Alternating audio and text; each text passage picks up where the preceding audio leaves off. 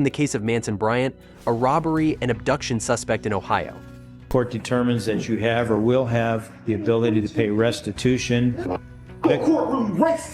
In 2018, Bryant was convicted by a jury of robbery, kidnapping, and weapons charges relating to an armed burglary of an occupied trailer home. According to reports, 35-year-old Bryant and a co-defendant were accused of crawling through the trailer's window and holding the resident at gunpoint while robbing him. At his sentencing hearing in March 2019, Bryant appeared before Judge Eugene Lucci, a familiar face. This was the fourth time Bryant stood before Judge Lucci as a convicted felon, who noted that his crimes had become more and more violent over the years. The last time before this time that I had him, I put him in prison for 4 years for a robbery. He acted out briefly on his way out of the courtroom, and I just let it go. In court, Bryant was given a chance to speak on his behalf. I made a lifetime of bad decisions. Bryant said that many of his decisions were driven by drug addiction and that he wanted to stay clean. He also praised Lucci and the justice system as a whole. It's not how I want to finish my life. And despite the circumstances of my upbringing, I understand that I can't continue supporting others for my actions. I have a newfound respect for the efforts of the attorneys, judges, juries. Bryant pleaded with Judge Lucci for an opportunity to still make something out of his life. I ask for you to give me a meaningful opportunity to still make something out of my life. Lucci sentenced Bryant to 22 years in prison, which was significantly more than the 12-year sentence his co-defendant received. Bryant wasn't happy about that and made sure to let Judge Lucci know. Sentences you to prison for a total of 22 years, the ability to pay restitution. Courtroom race, yeah. Your courtroom, man. You racist as fuck. 22 years. Racist. You ain't. Wait a minute. Never gave me a chance. When I said that you had a certain amount of remorse, I was mistaken. 28 years with credit for 231 days. I don't want to hear it, man. Lucci ultimately sentenced Bryant to 28 years behind bars, up from the 22 years he had originally indicated. The additional 6 years were directly linked to Lucci's belief that Bryant was not, in fact, remorseful. Well, it was clear that the remorse that he was trying to portray was phony, and that he wasn't remorseful at all, and that if given the chance, if I let him loose on society, he's going to prey on other people. Bryant's case attracted national attention and sparked a debate about the role of free speech and judicial discretion in sentencing. Like in the case of Dallas police officer Amber Geiger, who one night made a shocking 911 call. Get up, man. Dallas 911, this is Carla. Where's your emergency? Hi, this is an off-duty officer. I need EMS. I'm in number. What's going on? I'm an off-duty officer. I thought it was at my apartment, and I shot a guy thinking it was my apartment. You saw someone? Yes, I thought it was my apartment. Oh my God. I'm sorry. Okay, and where are you at right now? I'm inside the apartment with him. As per reports, Geiger entered the apartment of her neighbor, Botham Jean, and shot him twice. She claimed she mistook Jean's apartment for her own and thought he was an intruder. Authorities soon arrived at the scene, and time was running out for Jean as officers desperately tried to revive him with CPR. Jean died at the hospital soon after.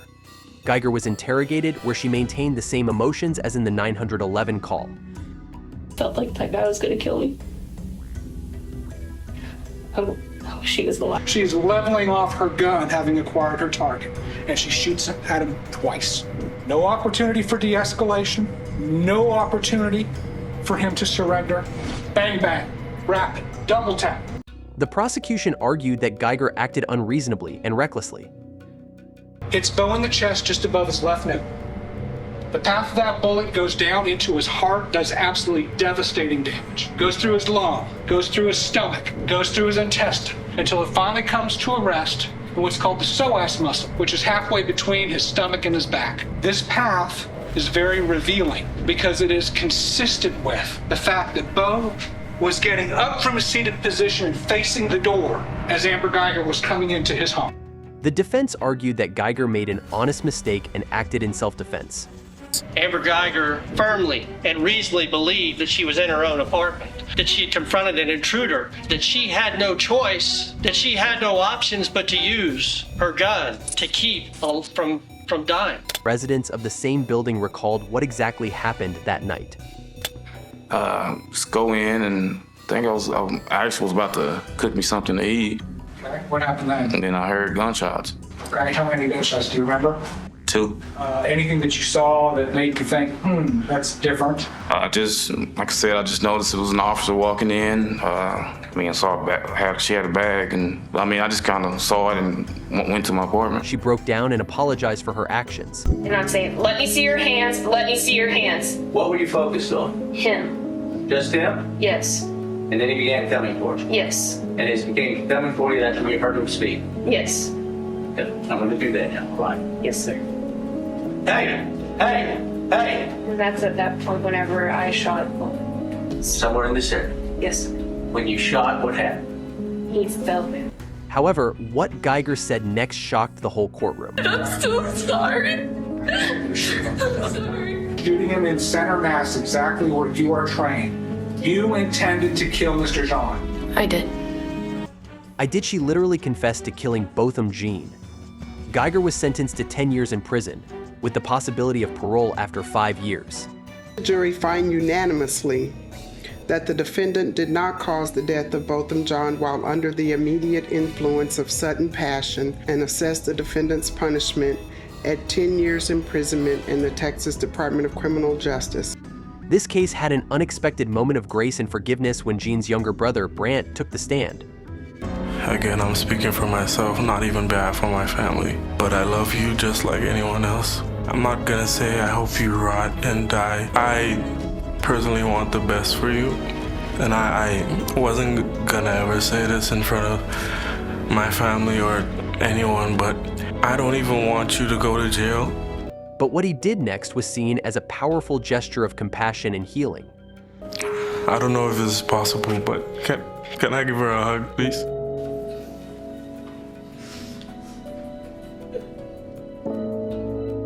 Another moment of kindness came from the presiding judge, Tammy Kemp, who hugged Geiger and gave her the Bible, telling her to read it and find God. Amber Geiger was sentenced to 10 years in prison for accidentally killing her neighbor. But what happens when a crooked cop gets caught, like in the case of Zachary Wester, who was charged with racketeering and false imprisonment in Florida? The drugs were there. I did not put the narcotics there. As per reports, the 28-year-old former sheriff's deputy, Zachary Wester, was accused of planting drugs on unsuspecting motorists during traffic stops. Seriously. Hey, man. Go ahead and put your hands. Don't. At this point, you are detained, okay? I don't do anything. Okay. I don't mess with that stuff. If the drivers denied knowledge of the drugs, they were arrested anyway. The syringe is actually in like a plastic, larger baggie with a plastic container with a substance in it that appears to be an illegal narcotic. Do you know anything about that? I do not. Some of Wester's victims had other prior offenses, which made the alleged possession charges even more serious. Look, man, you seem like you're pretty squared away, okay? Yeah. All right. But I do have an issue with something within the vehicle. What's that? Pulled you over. Your driver's license is not valid. Okay? Pulled you out to talk to you about it. And for the poor souls who resisted and protested their innocence, Wester used his taser on them. Invasive, I'm sending y'all hell away here just now if he didn't have anything. That was a slick move, man. Very slick. Hey, man. Go ahead and put your hands on. Do not do this. That's right. That ain't fine, man. What you trying to do?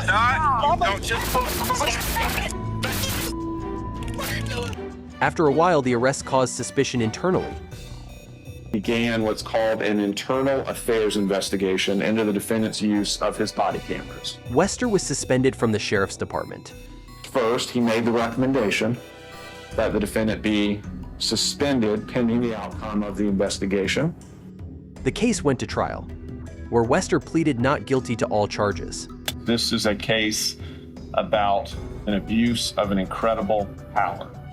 The defendant used his position as a deputy sheriff to make traffic stops on 12 members of this community and plant methamphetamine in their cars, methamphetamine and paraphernalia. He turned what should be a law enforcement agency, and is, into something for his own use, that was criminal. Some of Wester's body cam footage was found mysteriously deleted or unusable. Why in the world would that have been deleted? I wish I knew that answer. However, the prosecutor found something suspicious in one of Wester's body cam footage. Why in the world does the defendant have palmed in his hand, just clasped like this, not like this, not like this, like this, a plastic baggie? Why in the world does he have that there? I would submit that this is objective evidence where you see him planting drugs in the moment. You see something in his hand that has no reason, no logical reason, given this stop and what we know about it, for it to be there. This is him planting evidence, and you see it. Wester's victims testified in court. I knew my truck was cold. I knew it was. The white, small plastic baggie that was in that spoon that the deputy just showed you on this video. Had you ever seen that before? No, sir. Was that in your car? No, sir. The only thing I really saw was the fact that he did keep going into the car like several times, over and over and over again. Because he'd come back, he'd talk to me, he'd go back to the car, he'd come back to me, he'd go back to the car. Count 1, guilty of racketeering as charged. Guilty, guilty, guilty. Guilty of official misconduct related to Teresa Odom as charged. Wester was sentenced to 12 years in prison. The drugs were there. I did not put the narcotics there. How does it compare to attacking your lawyer in court? Stop. You went off on your attorney, Taylor. You went crazy on your attorney. This is Taylor Schaab, a murder suspect in Wisconsin. As per reports, 25-year-old Shabies killed and mutilated Shad Theien in a drug-fueled intimate act. 24-year-old Shad was strangled with a metal chain, and his dismembered body was found in his mother's basement.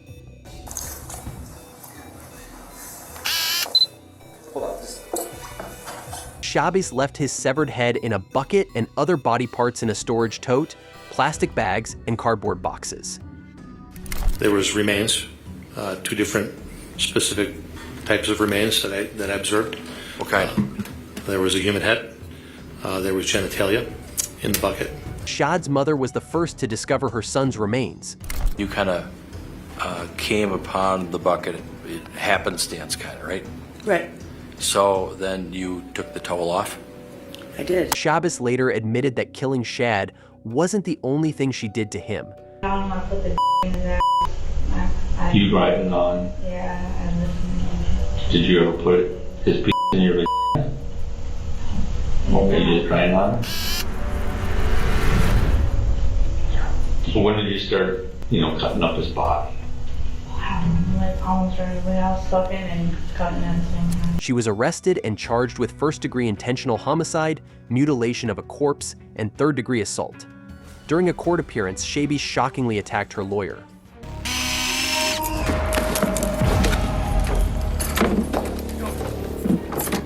Stop it.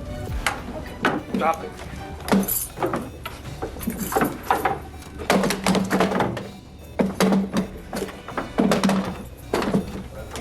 Rachel, call. They didn't bring the 7 in. She had to be pacified by 2 court officers. You went off on your attorney, Taylor. You went crazy on your attorney. Lamb's business, telling her there's no excuse for her cowardly actions. If you take the path to go get the help, you wouldn't be in this situation right now. None of us would be in this situation. But to take the cowardly path that you did and to make other people suffer because you were suffering is pretty shitty. Kelly said he wished death in prison for Shabies and hoped she'd meet the same fate as her idol, Jeffrey Dahmer. I will pray that you meet the same fate as your idolistic Jeffrey Dahmer. So have a good life, business. Michael Theien, Shad's father, said he forgave Shabies for what she did to his son and hoped she would use her time in prison to become a better person. Taylor, I just wanted to say that I forgive you for what you've done to my son. And yeah, you made a bad choice, and now you have to live with it. Judge Walsh said that this crime offends human decency. And I'm going to ask the judge if he can, if she can see the streets again sometime, It may not be soon, but I believe everybody makes bad choices, and maybe not to this scale, but I think there's a lot of hope for you. This crime offends human decency, it offends human dignity, and it offends the human community. Taylor Shabbos was later found guilty on all counts and sentenced to life in prison without the possibility of parole. The decision of this court and the judgment of the law that Ms. Shabbos be sentenced as follows. Count 1, that's the first-degree intentional homicide as a repeater. It's a Class A felony. Life imprisonment without the possibility of extended supervision.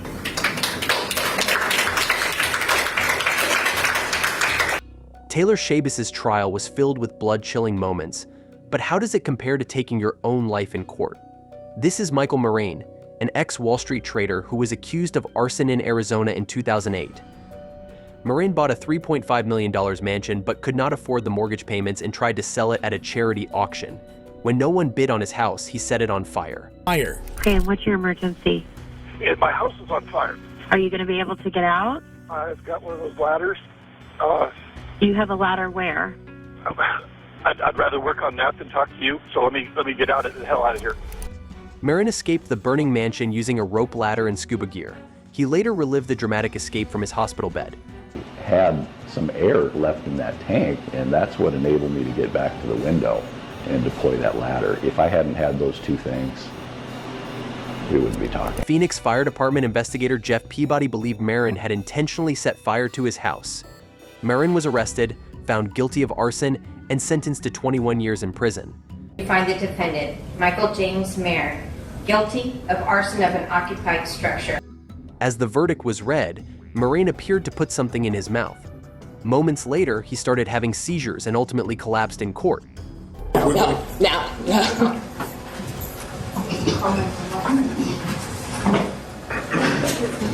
Now seeking fire the suspects down.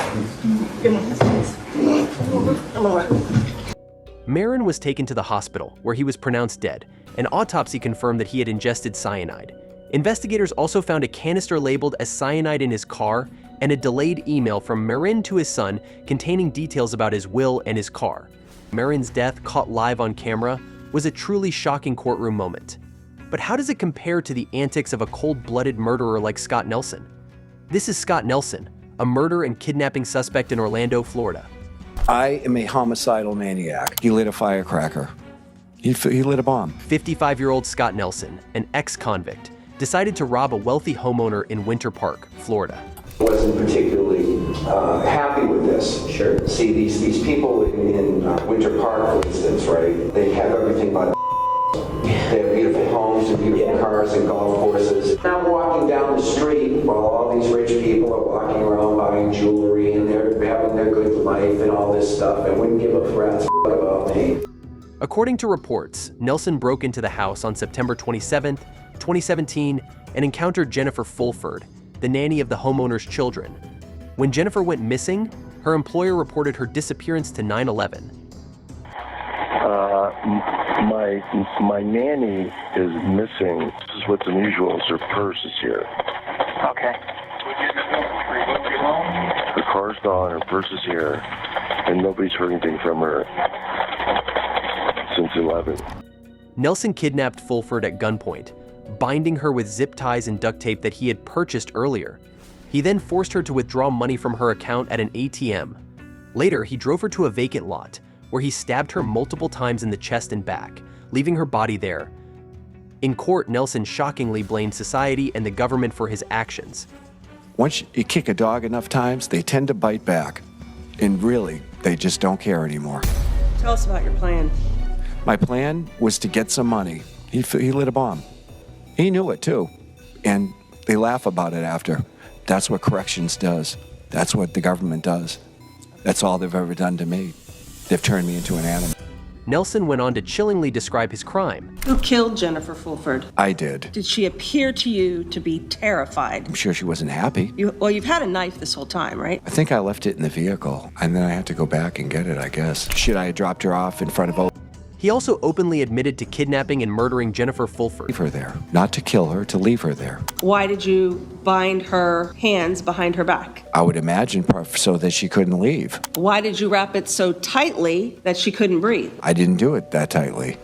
He further claimed that the police did a poor job of catching him. Got me here. I gave it all to you. Stating that he ultimately turned himself in rather than being apprehended. During the penalty phase, Nelson asked the jury to sentence him to death, stating that he was a lost cause. I am a homicidal maniac. Mr. Nelson, do you want to be sentenced to death? Yes. The jury recommended life in prison without parole for Nelson, citing his history of abuse, mental illness, and brain injuries as mitigating factors. The judge agreed and sentenced him to life in prison. Nelson's cold and calm confessions of his crimes became a truly viral courtroom moment. That concludes today's look into some of the most shocking and dramatic courtroom moments. From chilling confessions to unexpected outbursts, these cases remind us of the unpredictable nature of justice. Be sure to subscribe for more updates on gripping legal stories, and don't forget to like and share this video if you found it compelling. Thanks for watching, and we'll see you next time.